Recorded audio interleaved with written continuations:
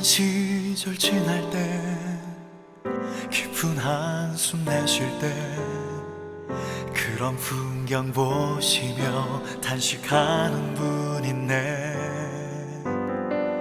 그와 같이 너희를 버려두지 않으리. 내가 너희와 영원히 함께하리라. 성령이 오셨네, 성령이 오셨네. 내 주에 보내신 성령이 오셨네. 우리 인생 가운데 친히 찾아오셔서 그 나라 꿈꾸게 하시네. 억눌린 자 갇힌 자 자유함이 없는 자 피난처가 되시는 성령님 계시네. 주의 영이 계신 곳에 참 자유가 있다네. 진리의 영이신 성령이 오셨네. 성령이 오셨네, 성령이 오셨네. 내 주에 보내신 성령이 오셨네. 우리 인생 가운데 친히 찾아오셔서 그 나라 꿈꾸게 하시네.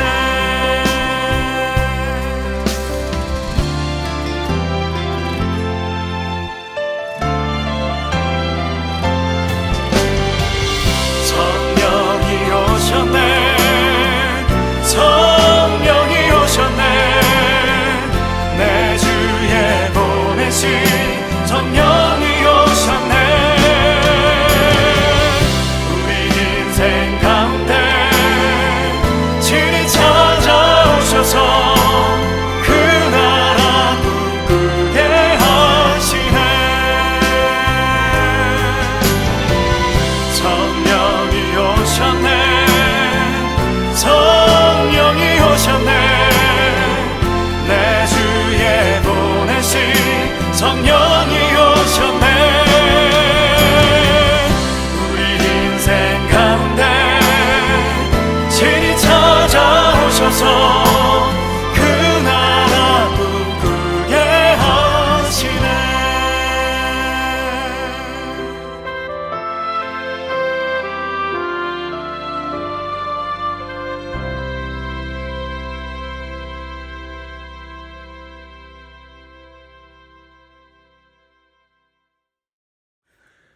오늘 우리에게 주신 하나님의 말씀은 사무엘상 26장 13절에서 20절까지의 말씀입니다.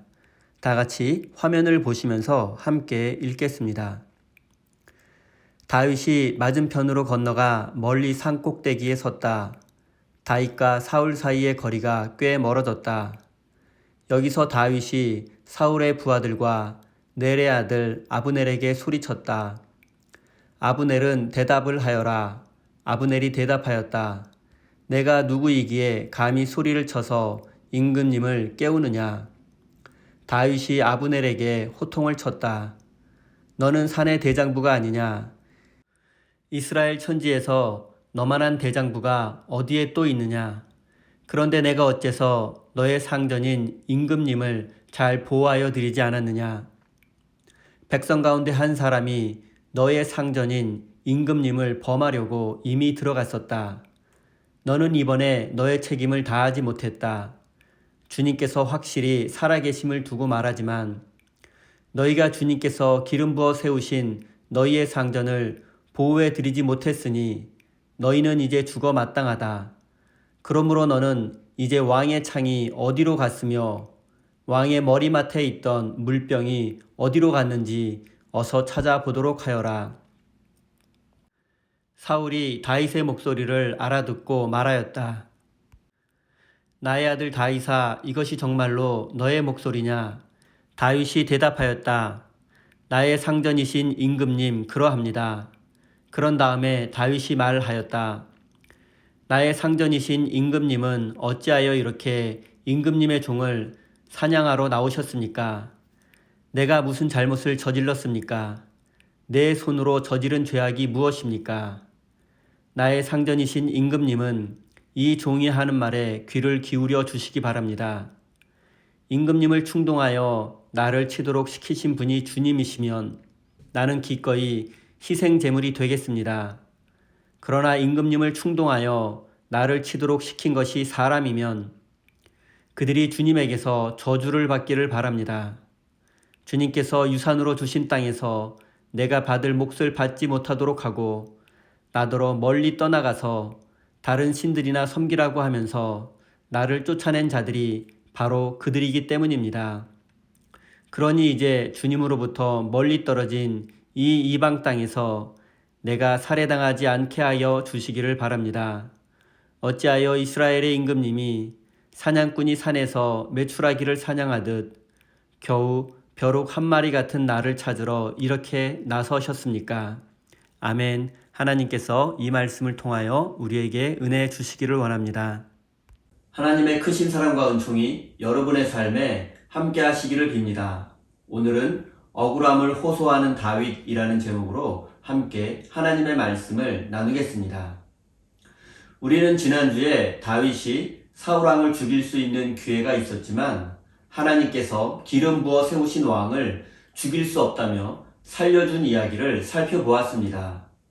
다윗은 이미 얼마 전에도 동굴 속에서 사울을 살려준 적이 있었습니다. 그리고 이번에도 다윗은 사울을 살려주었습니다. 그는 아마도 이번에는 사울을 제거할 마음으로 사울의 진영 안으로 몰래 잠입했을 것입니다.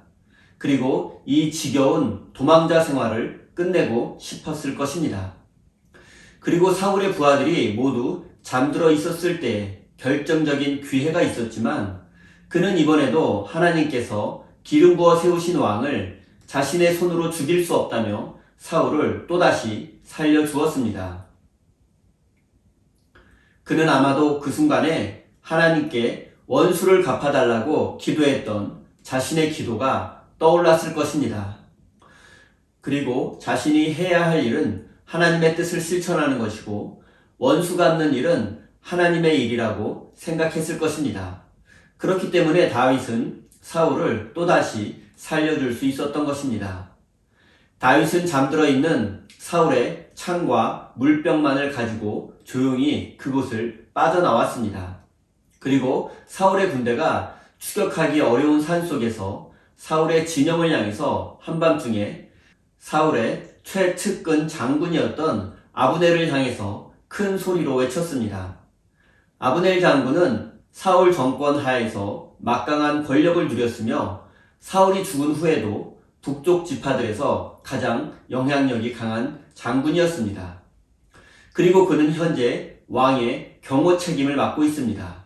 그래서 다윗은 아브넬 장군의 임무 실패를 큰 소리로 비난했던 것입니다. 다윗은 아브넬에게 내가 사울 군대의 진영으로 들어갈 때 당신은 무엇을 하고 있었느냐고, 그리고 왕의 창과 물병을 가지고 나올 때 당신은 무엇을 했느냐며 책망했습니다. 아브넬 장군은 군대의 진영에 대한 책임이 있었을 뿐 아니라 왕의 경호 책임까지 맡고 있었기 때문입니다. 그리고 다윗은 아브넬에게 당신은 죽을 죄를 지었다라고 모든 군사들이 들을 수 있도록 크게 꾸짖었습니다. 그리고 그는 정말로 사울왕의 창과 물병이 사라진 것을 확인하고 다윗에게 아무런 대답도 할 수 없었습니다. 그러자 이때 조금 전에 잠에서 깬 사울이 다윗의 목소리를 알아듣고서 다윗을 향해서 나의 아들아라고 부르며 이것이 정말 너의 목소리냐고 물었습니다. 그러자 다윗은 사울에게 내 주 왕이여라고 대답했을 뿐 아들이라는 말에는 대답하지 않았습니다. 그리고 사실 사울은 다윗을 더 이상 아들이라고 부를 수 없었습니다. 왜냐하면 다윗의 아내였던 자신의 딸 미갈을 이미 다른 남자와 결혼시켰기 때문입니다. 그래서 사울과 다윗은 전혀 가족 관계가 아니었고 이것은 사울이 다윗을 자신의 가문에서 분리시키기 위한 의도적인 것이었습니다. 그리고 다윗도 이 사실을 이미 알고 있었기 때문에 자신을 아들이라고 부르는 사울에게 그 부분만큼은 인정하지 않았던 것입니다. 그리고 다윗은 사울을 향해서 자신의 억울함을 호소합니다. 만약 하나님께서 왕에게 다윗을 제거하라고 명령하셨다면 자신은 기꺼이 희생 제물이 되겠다고 합니다. 하지만 만약 자신을 체포하려는 것이 하나님의 뜻이 아니라 왕의 부하들의 뜻이라면 그들은 하나님의 심판을 받게 될 것이라고 말했습니다. 여기서 또 우리가 한 가지 생각해 볼 점은 사울 정권 하에서 권세를 누리던 장군들이 다윗을 매우 경계하고 미워했음을 알 수 있습니다. 실제로 사울왕의 측근들은 많은 특권을 누리고 있었습니다. 그들은 대부분 사울과 같은 베냐민 지파 출신들이거나 블레셋과의 전쟁에서 공을 세운 장군들이었습니다. 그런데 이 모든 사람들은 자신들보다 월등히 뛰어난 능력을 가진 다윗을 매우 경계했습니다. 왜냐하면 자신들의 실력으로는 도저히 다윗을 따라잡을 수 없었기 때문입니다. 다윗은 당대 최고의 용사였던 골리앗을 쓰러뜨렸을 뿐만이 아니라 그 이후로 많은 전쟁에서 승리를 거둔 이스라엘 최고의 전쟁 영웅이었기 때문입니다. 그래서 사울의 부하들은 이런 다윗이 사울 곁에 계속해서 남아있게 된다면 자신들의 권세와 특권을 모두 다윗에게 빼앗길 것이라는 두려움이 있었던 것입니다. 물론 사울이 악령에 사로잡혀 다윗을 죽이려고 했던 것은 사실이지만 그의 곁에는 다윗이 반역을 일으킬 것이라는 근거 없는 주장을 하는 부하들이 있었던 것도 사실이었습니다. 그리고 다윗도 이 사실을 너무나 잘 알고 있었습니다.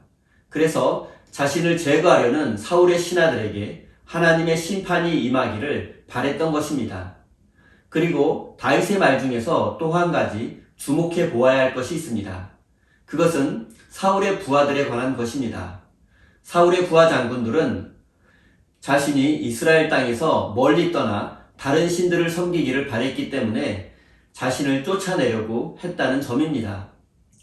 당시 고대 근동 사람들에게는 온 세상을 다스리는 전능한 신에 대한 개념이 없었고 모든 신들은 특정한 지역이나 특정한 민족만을 다스리며 세상에는 여러 신이 있다고 믿는 다신교에 대한 믿음이 강했습니다. 그리고 이 당시에 이스라엘 백성들조차 이스라엘 영토 밖에서는 여호와 하나님을 섬길 수 없다는 믿음이 있었습니다. 하나님은 이스라엘 영토 안에서만 백성들을 다스린다고 믿었고 그리고 다윗을 이스라엘 밖으로 쫓아낸다면 그가 더 이상 하나님을 섬길 수 없을 것이라고 생각한 것입니다. 그리고 사울의 부하 장군들은 이런 배경 속에서 다윗을 이스라엘 밖으로 쫓아내려고 했던 것입니다. 결과적으로 이스라엘 영토 밖에서는 하나님이 아닌 우상을 섬기는 다윗이 다시는 이스라엘에서 영향력을 행사할 수 없을 것이라고 생각한 것입니다. 그리고 지금 다윗은 사울 왕에게 자신의 억울함을 이렇게 호소하고 있는 것입니다. 다윗이 당한 어려움은 오늘날 어떤 사람이 하나님을 너무 잘 섬기고 거룩한 믿음의 삶을 살다가 주변 사람들의 시기와 질투 그리고 미움을 받게 된 것과 같습니다. 의를 위하여 박해를 받는 것입니다. 그렇다고 시기와 질투 그리고 박해를 받는 것이 다윗의 잘못이라고 말할 수 없고 거룩한 믿음을 실천한 것도 전혀 문제가 되지 않습니다. 우리 생각에는 다윗같이 훌륭한 믿음의 사람이 성공하기를 바라고 거룩한 믿음을 따라 사는 사람이 만사형통하기를 바랍니다. 하지만 우리는 무한하신 하나님의 뜻과 섭리를 다 알 수 없습니다. 악인이 형통하고 의인이 고난당하는 불공정한 세상을 다 이해할 수 없을 때가 많습니다. 그렇다고 하나님을 원망하거나 믿음의 길에서 벗어나서는 안 됩니다. 하나님은 우리보다 더 깊고 넓고 사랑이 많으시고 은혜로운 분이기 때문입니다. 그리고 이 사실을 알고 있는 다윗이 할 수 있는 것은 오직 자신의 억울함을 호소하며 하나님의 구원을 기다리는 것 뿐이었습니다. 사랑하는 성도 여러분, 교회에서는 하나님의 말씀대로 살고 그리고 세상 속에서는 세상의 방법을 따라 살아서는 안 됩니다. 그렇게 하나님과 세상 사이에서 양다리 걸치며 사는 것은 종교 혼합주의이며 참된 믿음이 아니기 때문입니다. 사랑하는 성도 여러분, 여러분의 삶 속에 이해할 수 없는 아픔과 상처, 그리고 억울함이 있다면 하나님께 호소하시고 하나님의 응답을 기다리시고 하나님의 시간을 기다리시는 참된 믿음의 사람이 되시기를 바랍니다. 이제 다윗의 억울함을 들은 사울의 응답을 살펴보겠습니다. 다윗의 간절한 호소를 들은 사울은 일시적으로 이성과 양심을 회복하게 되었습니다. 그래서 잠시나마 자신의 죄를 뉘우치고 다윗에게 돌아오라고 말하며 다시는 너를 해치지 않을 것이라고 말했습니다. 하지만 사울의 이 말에는 진정성이 느껴지지 않습니다. 왜냐하면 정말로 다윗을 죽일 마음이 없고 그동안 자신이 한 행동을 회개한다면 모든 군사들 앞에서 다윗을 다시 장군으로 복직시켜 주어야 합니다. 그런데 사울은 말로만 잘못했다고 했을 뿐 그의 말에는 그 어떤 구체적인 행동이나 지시가 담겨 있지 않았습니다. 사실 인간적으로 생각해 본다면 사울과 다윗은 서로 힘을 합해야 합니다. 지금 이스라엘에는 블레셋이라는 강한 적이 있고 그들은 계속해서 강해져 가고 있습니다. 이런 상황에서 사울과 다윗이 힘을 모으지 않는다면 이스라엘은 결코 블레셋을 이길 수 없습니다. 하지만 사울은 이런 현실은 외면하고 오직 다윗을 제거하는 일에만 힘을 쏟다 보니 이스라엘은 점차 내리막길로 접어들 수밖에 없었습니다. 다윗은 사울의 회개가 말뿐이라는 사실을 깨닫게 되었습니다. 그리고 자신이 가지고 있던 사울의 창을 다시 왕에게 돌려주었습니다. 왕의 창은 왕의 다스림을 상징하는 물건입니다. 그런데 이것을 다윗이 사울에게 다시 돌려주었다는 것은 다윗이 자신의 힘으로는 사울 정권을 무너뜨리지 않겠다는 것을 의미하는 것입니다. 그리고 이 일이 있은 후에 사울은 자기의 왕궁으로 돌아갔고 다윗도 자기의 길로 갔다고 사무엘서 기자는 짧게 기록했습니다. 그리고 이것이 사울과 다윗의 마지막 만남이 되었습니다. 역사에 만약은 없다지만 만약 사울과 다윗이 힘을 합했다면 이스라엘의 역사는 어떻게 되었을까라는 상상을 한번 해보게 됩니다. 사랑하는 성도 여러분, 믿음의 삶을 살다 보면 다윗처럼 고난을 당하기도 하고 억울한 일을 겪기도 하고 손해를 보기도 합니다. 그리고 이런 경우는 대부분 이유를 알 수 없어 더 고통스럽습니다. 하지만 다윗처럼 하나님께서 우리의 원수를 갚아주실 것이고 하나님의 정의가 실현될 것을 믿는다면 우리는 얼마든지 하나님의 시간을 기다릴 수 있을 것입니다. 사랑하는 우리 세임교회 성도 여러분, 사울처럼 말뿐인 회개, 말뿐인 뉘우침은 우리의 삶을 변화시킬 수 없고 상대방의 상처를 치유할 수도 없으며 우리를 하나님께로 인도할 수도 없습니다. 이 사실을 깨닫고 진실한 회개, 구체적인 회개를 통해서 여러분과 이웃의 삶을 회복하시고 하나님께로 한 걸음 더 가까이 나아가시는 복된 인생이 되시기를 예수님의 이름으로 간절히 축원드립니다.